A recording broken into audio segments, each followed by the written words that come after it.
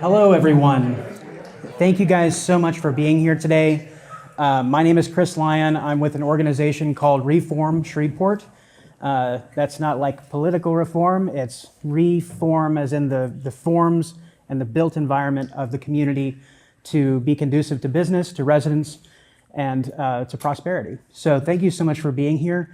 I want to start by thanking Centenary College for being our host today.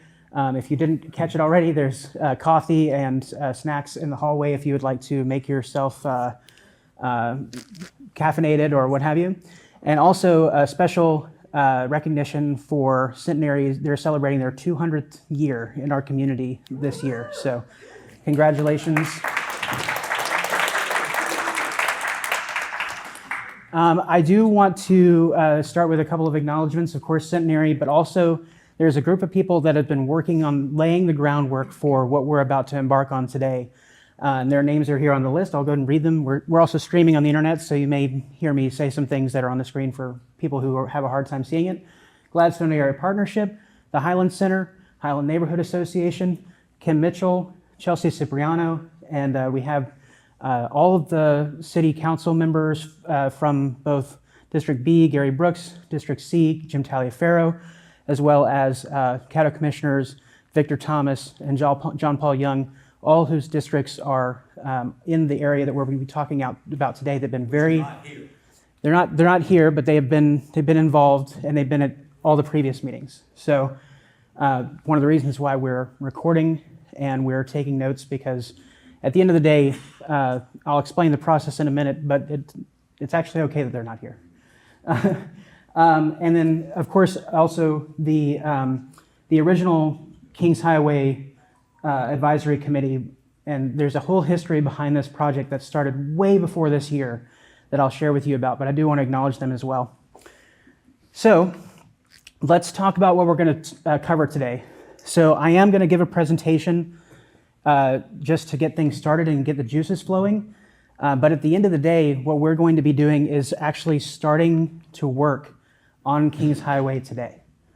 We're going to start with a blank page and we're going to figure out what this community wants out of Kings Highway, the kinds of outcomes, the kinds of amenities that we want, and those are going to feed into a process that is going to be completely driven by the people in this room and the people that come to subsequent meetings and the people that interact through electronic means because they may not be able to be here with us today. So we're gonna do a bit of a presentation. It's gonna be about 30 minutes, and then we're gonna get to work, okay? So I wanna start with the beginning, how we got to the Kings Highway that we have today.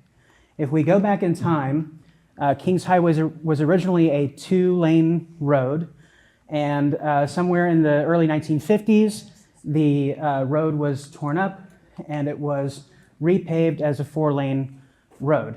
Now, the name highway is a bit of a misnomer because the Kings Highway is not actually a state highway. It's a city road, which actually provides us a lot of flexibility in this process. But as you can see, this is Uri at Kings, and it has really evolved with the times as the automobile really took off post-World War II. And we had in the 80s, this is the intersection here at Cresswell.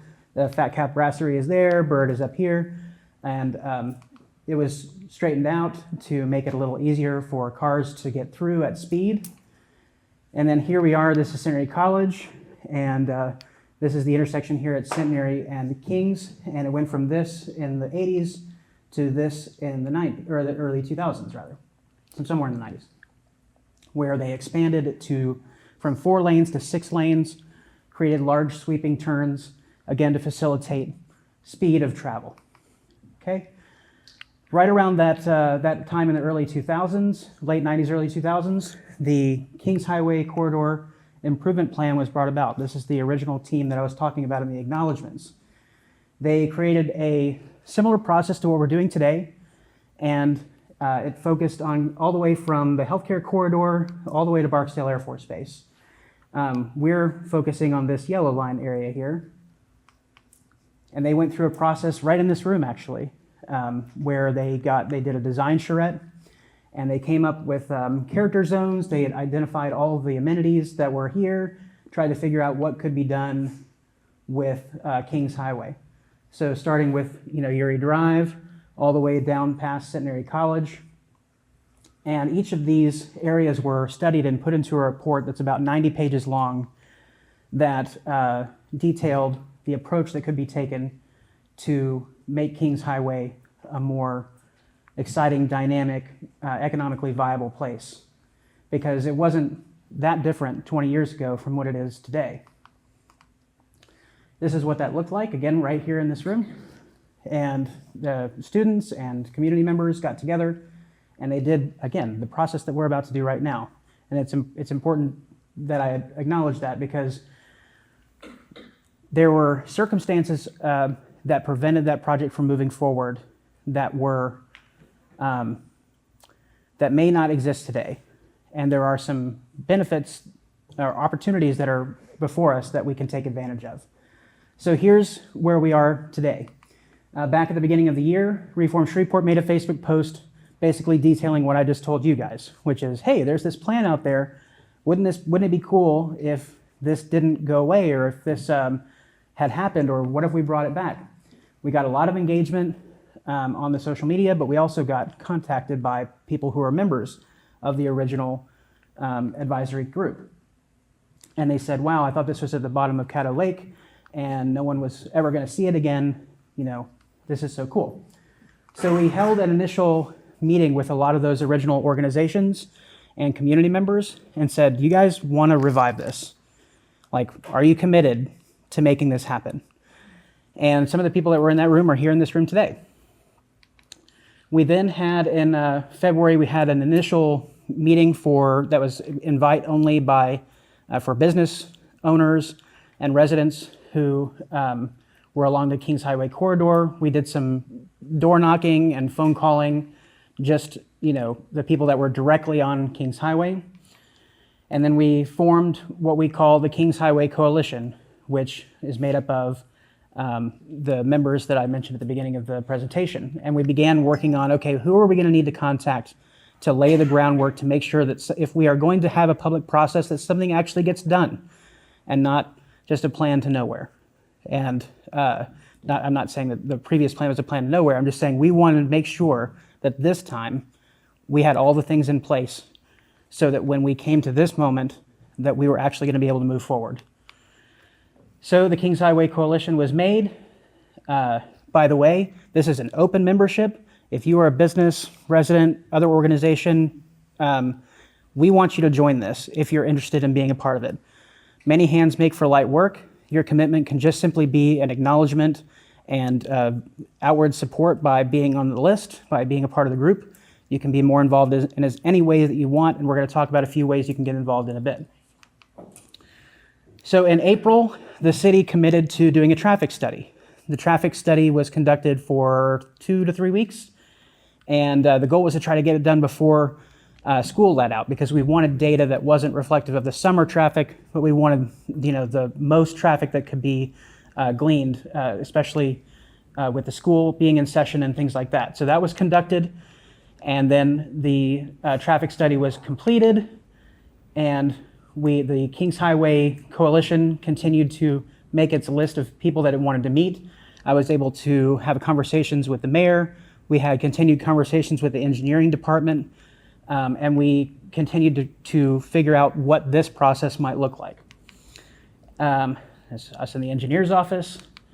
And oh yeah, this is important because you guys are going to be in the next presentation. All right, say cheese. 1, 2, 3. Perfect. You guys are great. Okay, so let's get to why we're here. First is that we have 2 opportunities. The first opportunity is that the city has committed to doing a resurfacing project from Holly Street by KTBS to Centenary Boulevard in the spring of 2025. The resurfacing project was already planned maintenance, but we arrived just in time to say, wait, what if we did something different? And the resurfacing project will not include making the streetway wider in the sense that, like, they're not going to rip up the curbs and all that. They're going to take out the asphalt, they're going to repave it, and what happens between the curbs is up for discussion right now, from Holly Street to Centenary Boulevard. And we're going to look at a few different ways that different communities have done that exercise, and then we're going to talk about what it is that you guys want to do. So this is the area that we're talking about. It's quite a number of businesses. Of course, Centenary here with the cross between, getting to Centenary Athletics between the campus, and so many wonderful businesses trying their best to succeed in an environment that is less than ideal.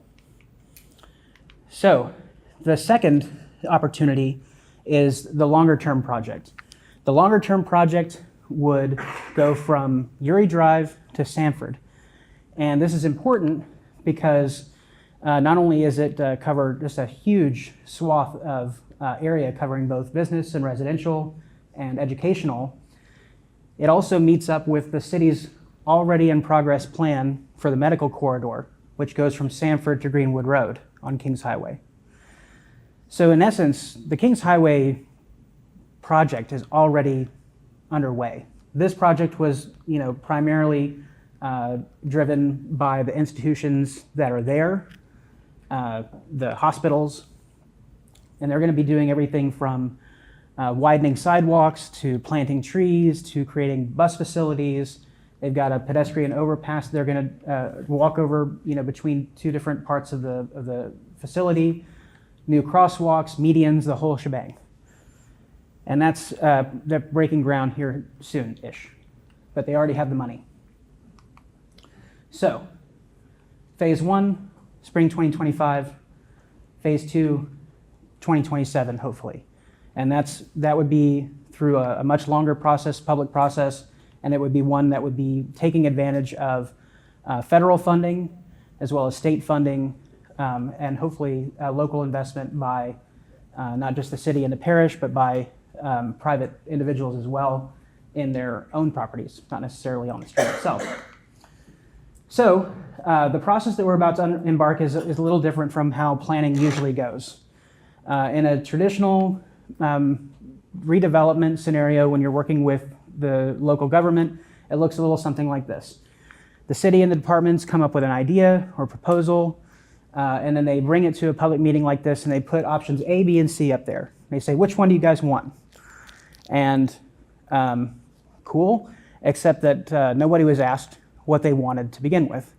And what's up there may not be conducive to the objectives that the people that live, work, and invest in an area. What we're going to be doing is something more like this.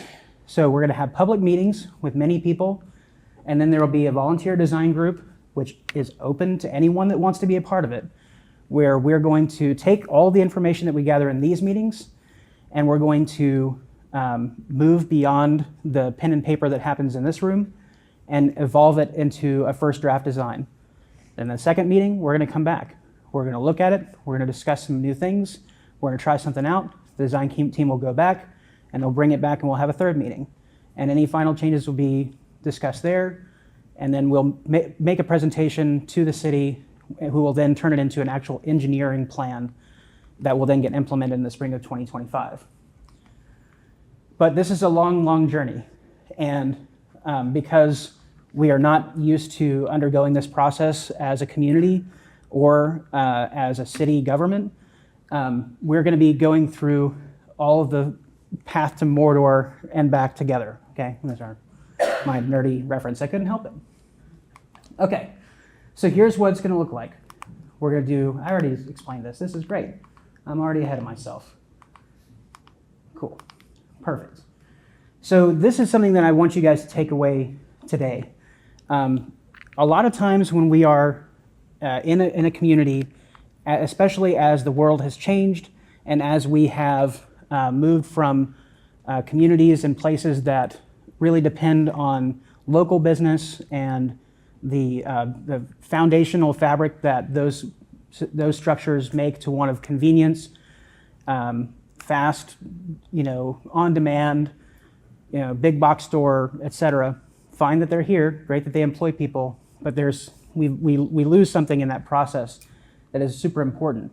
Because if you think about the origins of any city, any community, it started off with you're by yourself and you are dependent on each other and the choices that you make together to make something that's going to rise the tide for everyone.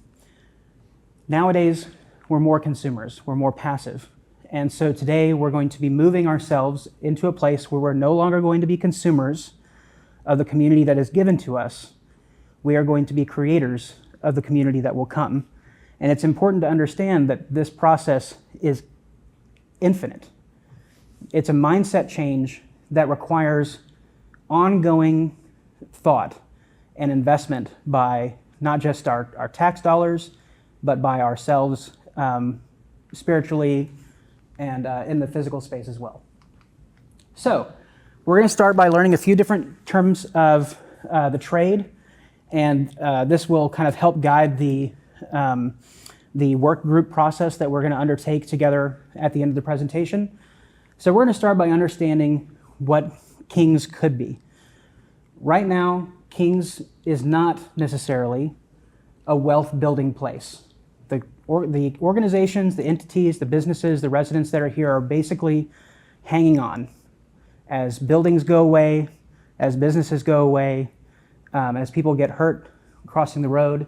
But what we want is to build a vibrant, accessible, and community-centric environment where local businesses thrive and where wealth is created and sustained over generations. This is how communities used to be built, and that's what we're going to be looking to as a guiding light. When you go overseas, you think about places that have been around for centuries, that have no problem maintaining their infrastructure, that have no problem having so many local businesses. But we're also going to look at homes.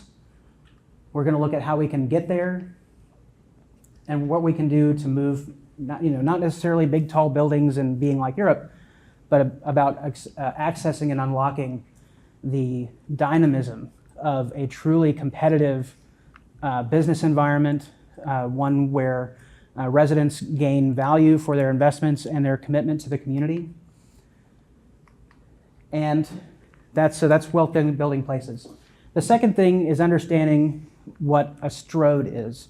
Now, a strode may be a new word for some of you, but a strode is neither a street nor a road and is really poor at accomplishing the goals of both. So let's start by looking at what a street and a strode are. So a street is a place, a wealth building place with many businesses. It's walkable, people can move around very easily, and a strode has big wide lanes. Everything is scaled toward the vehicle and has large parking lots. And to get from one place to another, you have to cross a giant parking lot, then cross 5 lanes, and then cross a giant parking lot to get to the next place.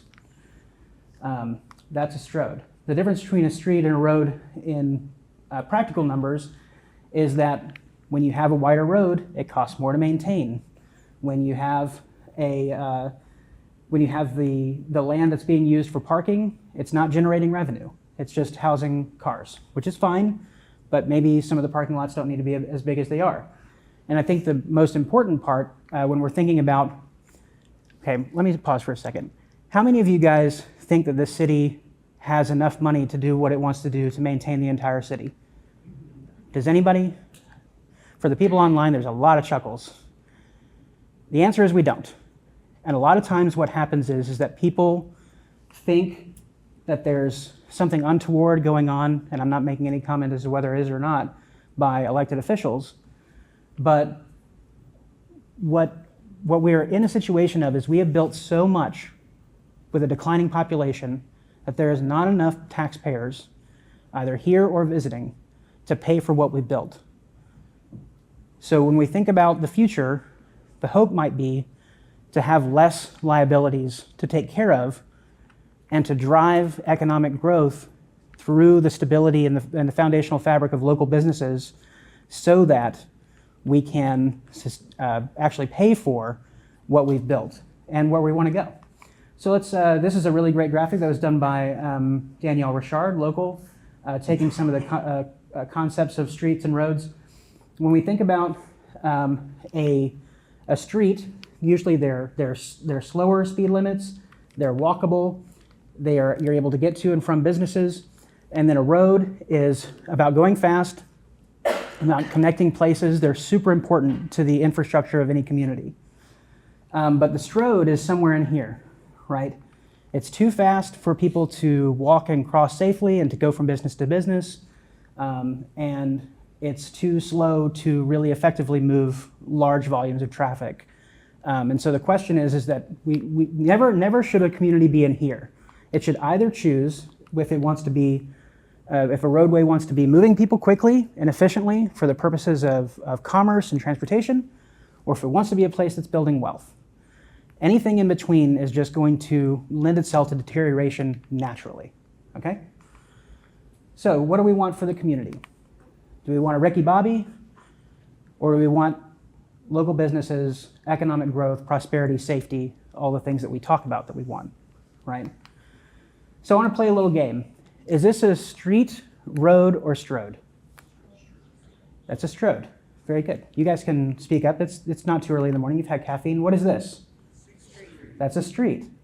Businesses, walkable. There's a little bike lane here, right? What is this? It's a strode. What is this? Anybody recognize this? This is King's at Highland, I think it is, right? Is that right? All right, so we've learned wealth building place. We've learned strode. Now we're going to learn value per acre. When we think about a city and we think about the tenets that I just spoke about with regards to where we make our investments and how we're able to glean not only economic growth for the people, but also the money that we give back to the government to spend on our behalf through taxes. And when we think about the value of a community, we have to think about it like a farmer thinks about a farm. What crops am I planting? What am I getting in return for every acre that I plant? So this is a real-world study that was done in Shreveport last year. Reform Shreveport has been working with Urban 3 and Councilwoman, at the time, Councilwoman Fuller, allocated funds from the city to get this study conducted. And what it did is it looked at every single plot of land in the entire city. It looked at how much revenue it generates through property tax, through sales tax, and how much infrastructure that it required to service.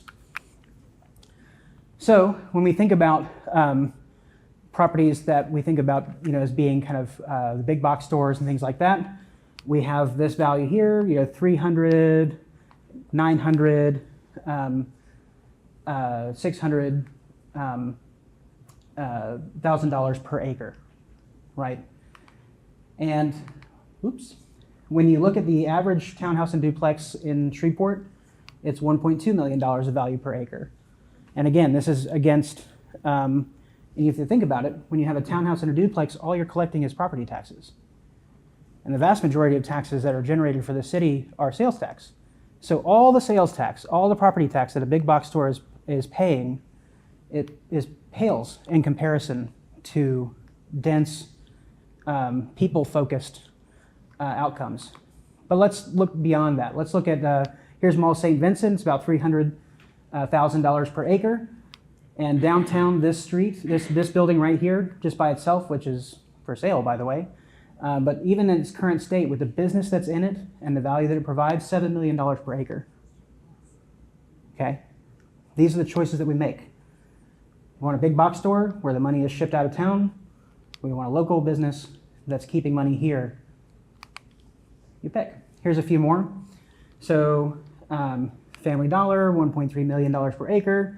This is downtown, $4 million an acre, $7 million an acre, $8 million an acre. This is actually out in Providence, where they build small, walkable communities just way out in the middle of nowhere. So, let's see. Great. So we've looked at value per acre. This one you guys are more familiar with, I'm sure, vacancy and blight. When you have an empty lot, the way that our taxes are currently structured, how much taxes do you think that this lot pays? Basically nothing, right? They pay something. They pay something in property taxes, but because we tax based on what's built upon the land rather than the value of the land itself, this is the state of things. And what happens is the property owner says, well, it doesn't cost me anything to have that. So I'll just wait until someone wants to buy it. I'll wait till the property value goes up and I'll sit on it. Or I'm incapable of doing it. Maybe I inherited this property from someone, or I bought it with good intentions and I just don't have the resources to do it. The economy is hard, whatever. But at the end of the day, the result for the community is the same. Busted sidewalks, empty lots, right? So not only is it not generating any revenue, but these places are also not only are, but feel unsafe, right? Here's Don's Seafood and the Chevron that were here. And this is what it looks like today. Which one feels more like a community and feels safer? I can give you my opinion, but you will have your own, maybe. Okay. We already covered this. So this is another way to visualize that. When you have, active development, when you have people being a part of the community, whether it's residential or economic through business, and you have zero or very little money coming in for everything else. And the problem is that we get left footing the bill. So this is where the fundamental problem comes into play. We have all this infrastructure to pay for. We have a growing number of empty lots, vacant lots, blighted lots, and everyone that's left, every time a building comes down, every time a business closes and there's no one to spend money there, everybody else has to pick up the bill, right?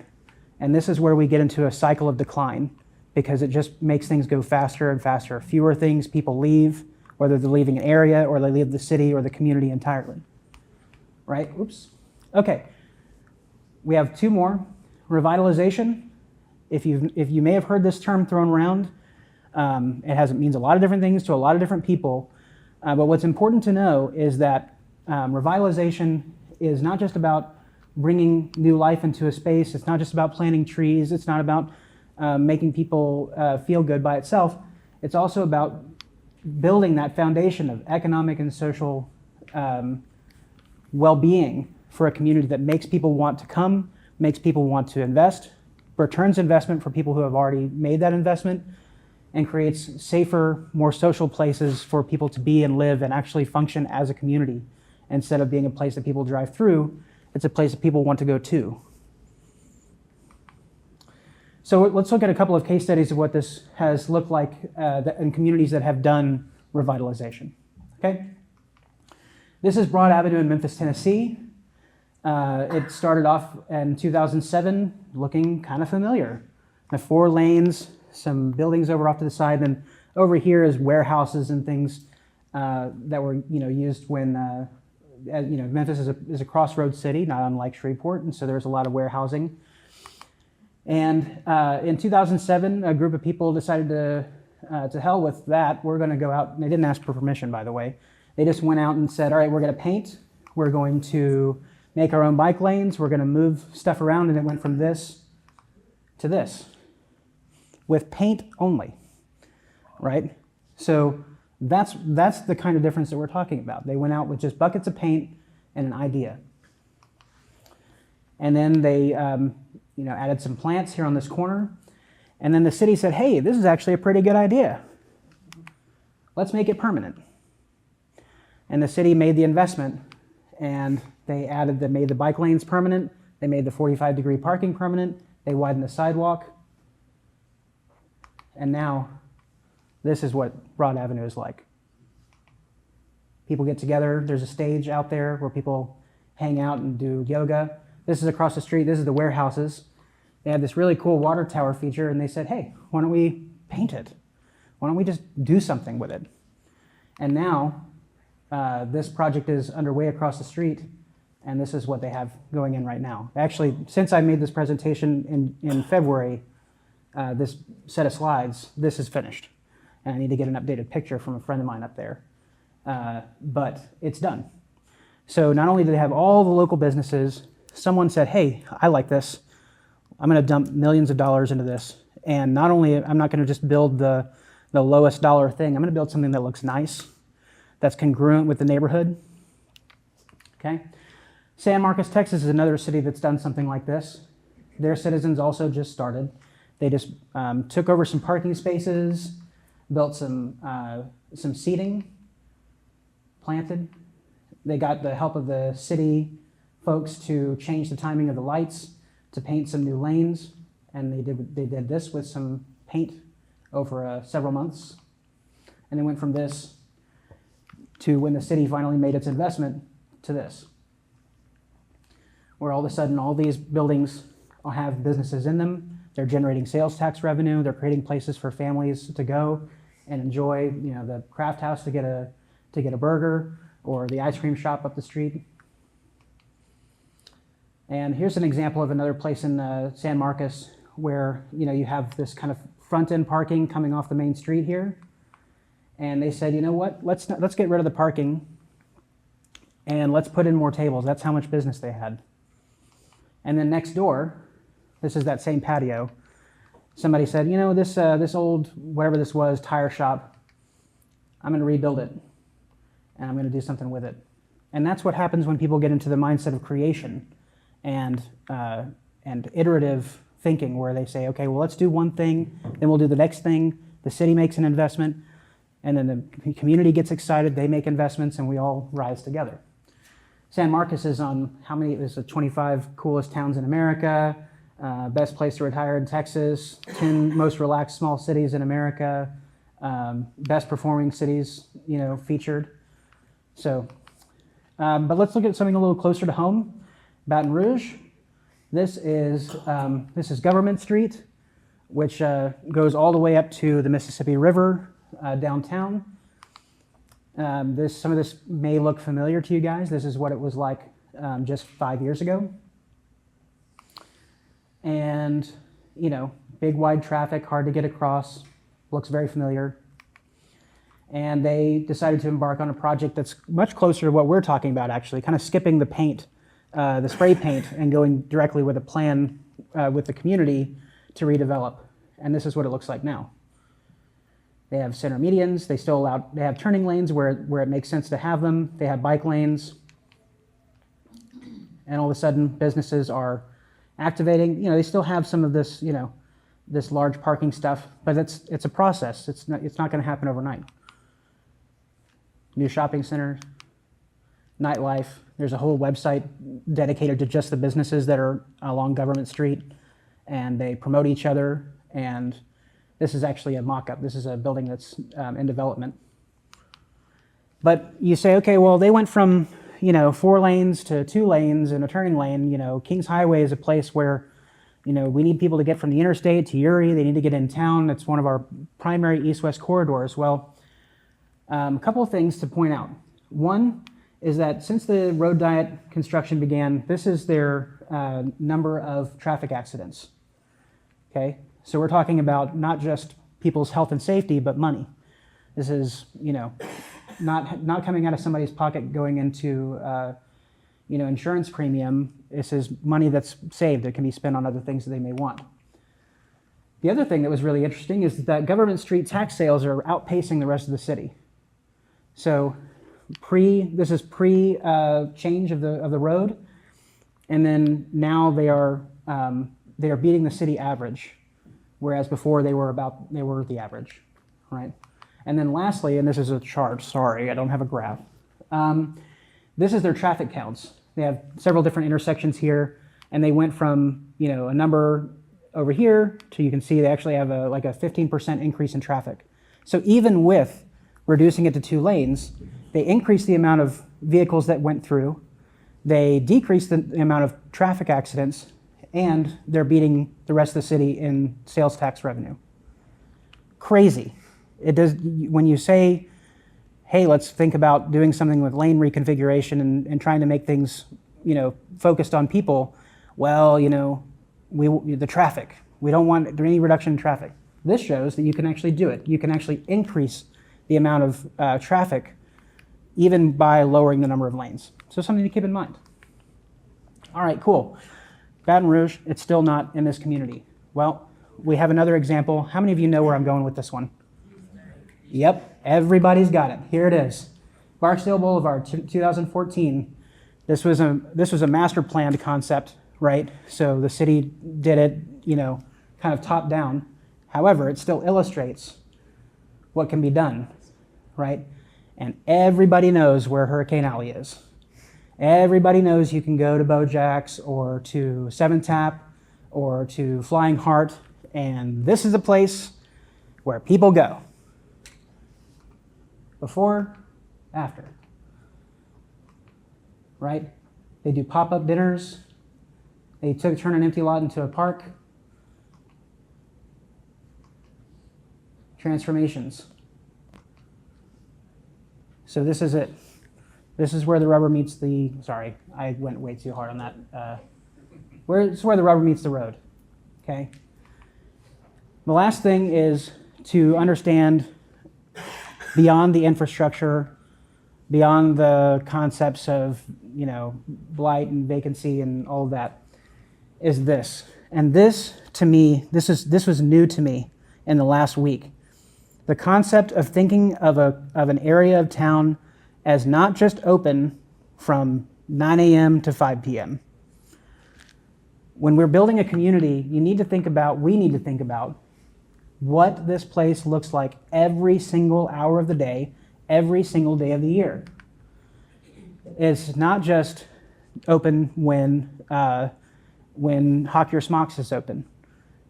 That space needs to feel active and alive every hour of the day and safe every hour of the day. We have students going during the daytime, right? We have people that want to shop, that want to hang out in the park. This could be us. Remember when Halloween was, people actually went door to door because it was safe? So Kings Highway today, we have a large area, sweeping traffic, very few accommodations, or if any, for people to move up and down. We have large parking lots. We have empty lots. We do have some bright spots. Here's a protected crosswalk where it actually has like lights and the hand stop and the white guy. Okay.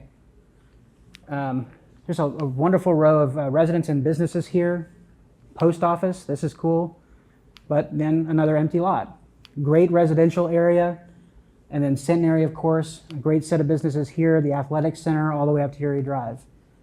This is the area where we can, when people who talk about Shreveport outside of Shreveport as a place that has good bones, they talk about downtown and they talk about Kings Highway, right? You guys are it. This is the place that people see as having the most opportunity to help save this city. And I mean that really, because when you're talking about tax revenue and vibrancy and neighborhoods, Highland, Gladstone, this whole area is the canary in the coal mine for the city. And it's been teetering on an edge for a long time now. But we can change that. Kings does have some really great amenities, great houses, award-winning restaurants, great trees, but we have the problems. People love playing Frogger, jumping across here to the athletic center, going to the store. The city does not keep up the crosswalks during some parts of this, there's no lines out here at all. It's just open road. I'm just good luck. We have, is this the sidewalk right here? You have to, especially with bigger cars these days, these trucks and SUVs stick out and they cover up the sidewalk, and you have to squeeze yourself between a car going 40, 45, 50 miles an hour and a car that could be backing up at any moment. There is this little walkway, but when you get to the end, it just kind of stops. And usually there's a van parked here. Our friends over at Boyette have their van parked there. So where do you go now? Here's down at Kings and Cresswell, award-winning restaurant, grocery store, Kings Telecommunications, residential neighborhood, a school, and nary a crosswalk to be found. Here's Centenary and Kings. Again, the whole beautiful campus, neighborhood, Meadows Museum, neighborhood, all the shops and restaurants. Not a single crosswalk. Not even an attempt. And again, here, somebody, I had to Photoshop this in because I just didn't have a picture of it. But, imagine somebody's going to the store and a car's coming off here at 45 miles an hour trying to get to the Brookshires. Design matters. As we looked at all the different case studies, it makes a difference, the choices that we make. And this is where opportunity, both 1 and 2, for phase 1 and phase 2 come into play, because we have an opportunity to change the design of the street. Okay?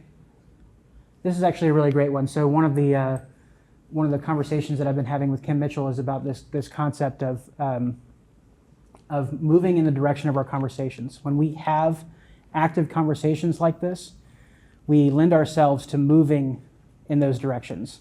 When we say, we stop saying, wouldn't it be nice, and saying, hey, tomorrow we're gonna, that's when it starts happening. Okay, so I'm done with my presentation. We're gonna start working on Kings Highway right now. I hope you guys brought your thinking caps. What we're gonna do is, if you have a table of less than 4 people, if you would get together with some other folks, and we're gonna do an exercise. Oh, actually, 1 second. We are going to flip through a couple of features that I want to point out as to put in your brain. Crosswalks, pedestrian refuges, bike lanes, and not all of this may be possible here. Lane reconfiguration, down from 4 to 2 or 3 or whatever. Possible 45-degree parking, parallel parking, neighborhood entryways. This might fall more into the private investment area. These are called complete streets when you have all the modes of transportation considered. And the idea might be to go from something like this to something like this, right? So wouldn't that be fun?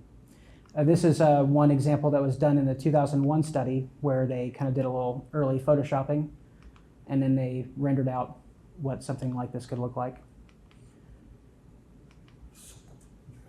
We could, try to figure this out. All right, so how do we start making things better? We're going to start working right now, and it's time for our group exercise. So if you are at a table with fewer than 4 people, if you will get together, we're going to bring some sheets to you, and we're going to explain how this is all going to work. So go ahead and start, move together, grab a coffee, use the restroom. And if I could see Kim Mitchell, Tim Wright. Restrooms are out and to your left. Yes, toward the front to the left. Thank you.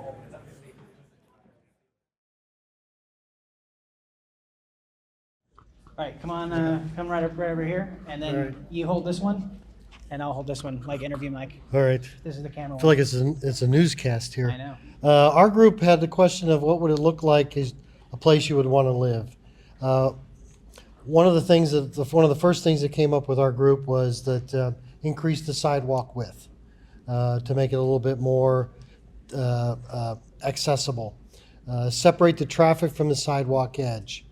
In other words, so the people felt safe walking on the sidewalk. Try to create some type of a buffer. Maybe that's a planter, maybe it's a bike lane, maybe it's actually just the way we design the parking along the street.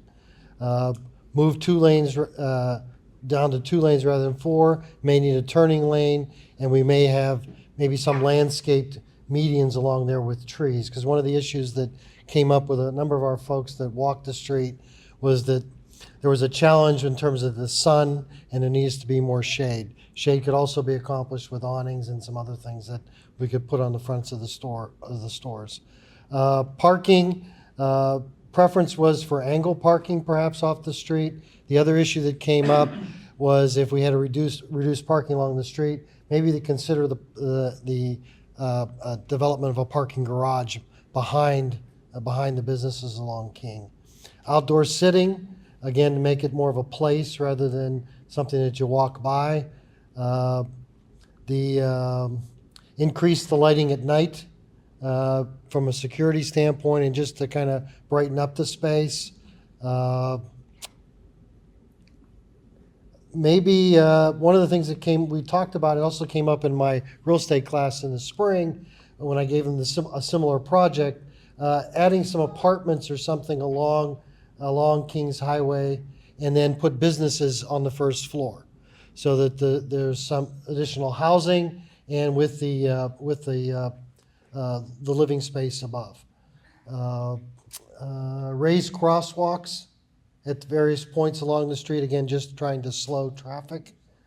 Speed limit 25 miles an hour. Crosswalks at Kings and Centenary and Kings. And then the additional thing that came up in that discussion was adding, maybe thinking about traffic circles, potentially at some of the larger intersections just to slow traffic. And then also, one of the things we talked about was students walk a lot here at Centenary, and this also came up in my students' projects, trying to figure out longer term how we solve the distance between Centenary and where the Berkshires is, so the students could just walk up and get groceries. That's kind of important for our students. I hear it in the classroom, so it's part of that. And then bury power lines, just to kind of make it a little bit more pleasant space. And then the final thing we had was bike lanes if possible, in terms of when you consider the whole piece where the bike lanes would fit in. And that's what that's our table. Thank you. Yes, that was great. And I know that several of the other tables talked about some of these same things, but I'm really interested in hearing each table's full thoughts. So who would like to go next? All right, come on up, Bill. I knew it was going to be Bill. All right. So I'm going to give you this one, then I'm going to hold this one for the camera. Thank you, Chris. This table over here generated many of the same ideas that your table did. The basic point we wanted to see was that 4 lanes would be reduced to 2 lanes with a middle lane for turning. And the middle lane could also serve some other purposes as well. For example, possibly some bicycle parking in the median. You would have relocated utilities.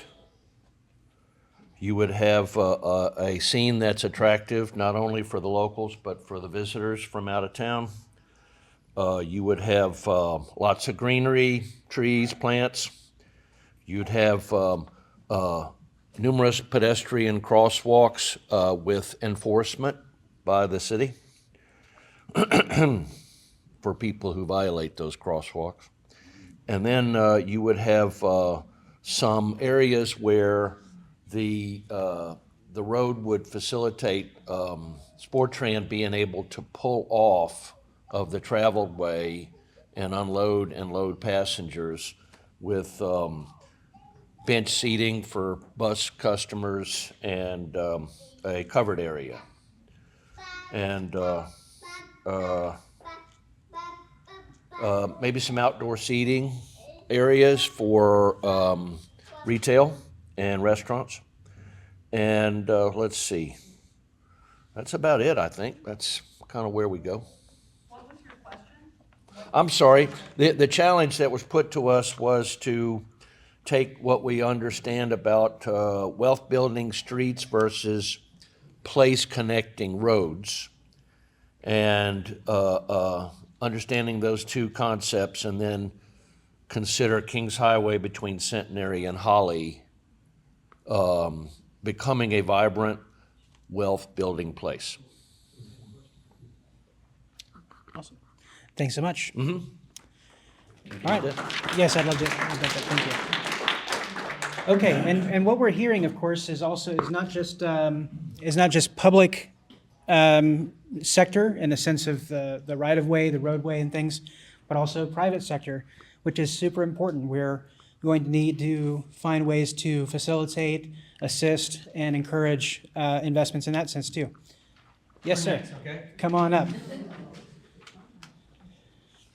All right. Thanks. I'm Malcolm Merkis, and our table over here included lots of former public officials and current Representative Stephen Jackson. I want to thank him for being here today with us. Our assignment was imagining the citizen-led renewal of Kings Highway corridor is guiding the fastest growing segment of the local economy, small incremental development. What would that look like? how might the current community nurture the growth of this new economic sector? And similar to what the thoughts that have been offered were, first, let's just worry about pedestrian safety. And let's address crosswalks with controlled lighting, 45-degree angle parking, reducing the traffic to basically in design where appropriate to 2 lanes, reduce speed limits, possibly utilize additional solar street lighting where appropriate, bus covered seating for bus pickup, which is if you go by Wendy's, everybody's sitting on the ground in the sunlight waiting for a trip. Planning's big picture, utilize the existing property tax freeze that's available to have property tax assessments frozen as development occurs, so that property that's currently taxed at this level, someone goes in and improves it, they don't have to pay additional taxes over what the initial was. And then utilization of a tax increment financing district to fund future infrastructure improvement. Thank you. Thank you. Those are some really detailed options and recognizing the challenges that folks will face and incentivizing them to redevelop. Okay, who would like to go next? All right, come on down. Somehow I got voluntold. That happens sometimes. Yes, it does. All right. So we had the same question as Malcolm just alluded to at our table. So I'm not going to reiterate some of the things that he said that we said as well, such as better sidewalks, better lighting.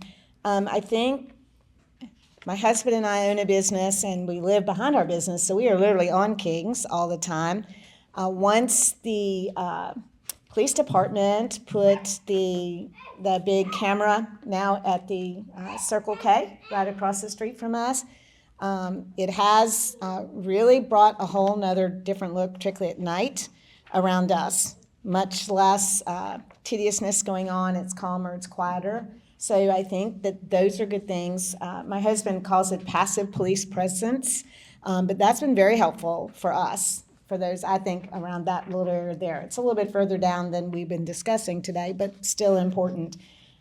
We did address having to be sure that we have concurrence with MPC, because a lot of the things that we talked about at our table would require different ordinances and zoning to be done.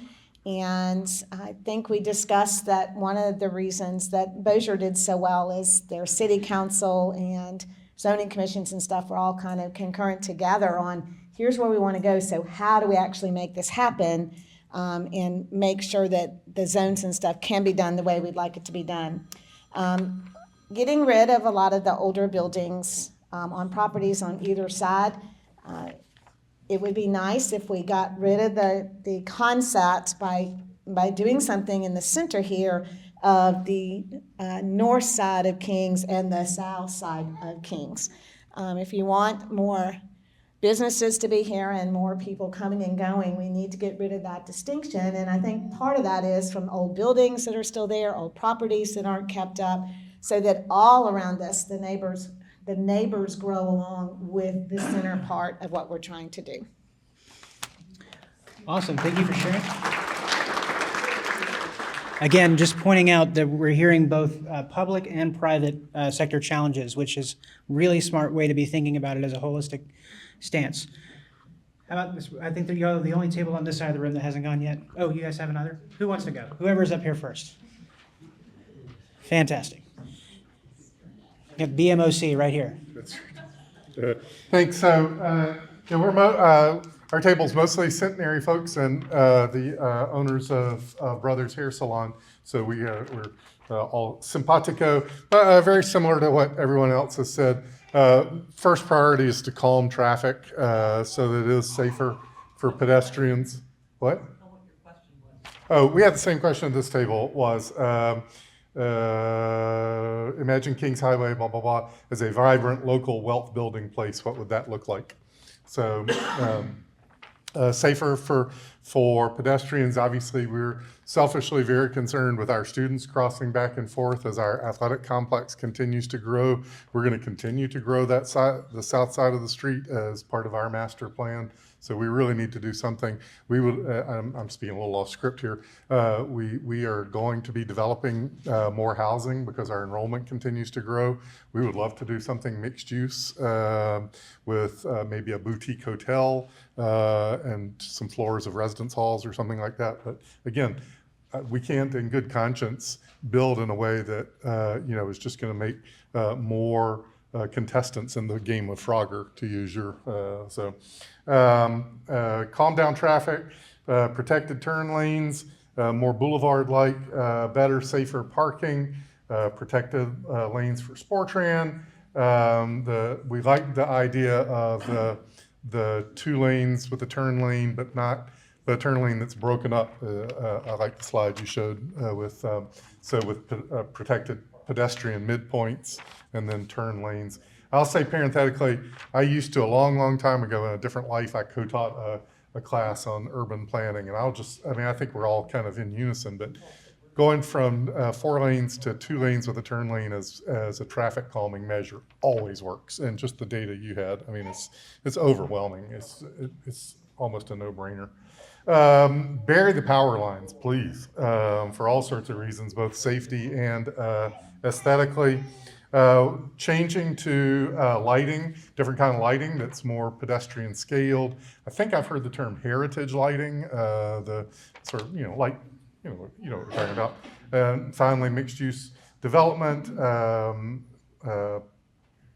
all around Centenary. And then finally, we wandered out of the territory just a little bit and wondered aloud why in the world the right lane at the corner of Kings Highway and Uri Drive isn't right turn only. Awesome. Thank you so much. I love that. Maybe LADOTD will get in on the game too. Okay. Who else? What is one more? Last table. Fantastic. Come on down.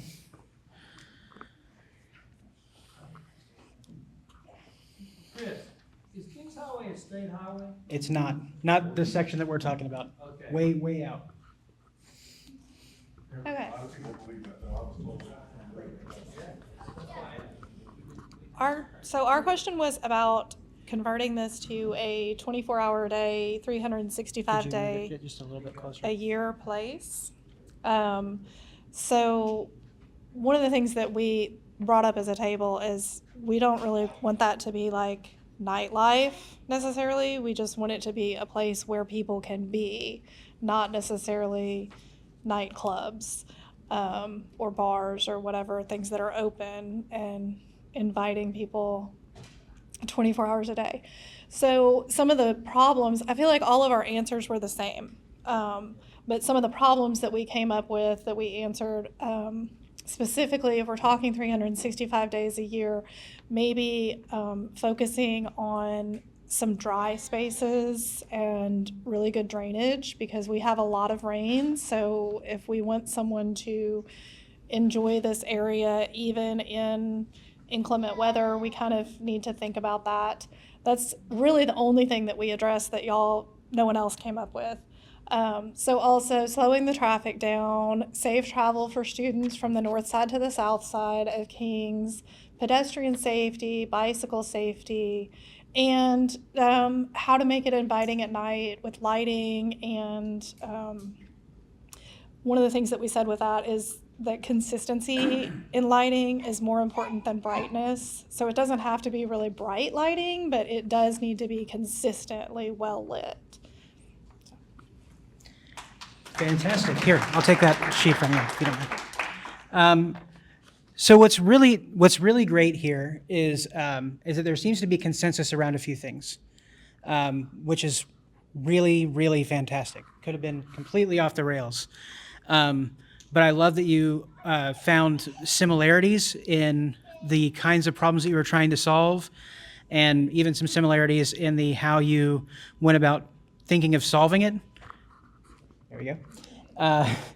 And so what we're going to do now is first I want to offer an opportunity for anyone to ask questions or to come up and say anything of their own. And then we're going to talk about what happens next.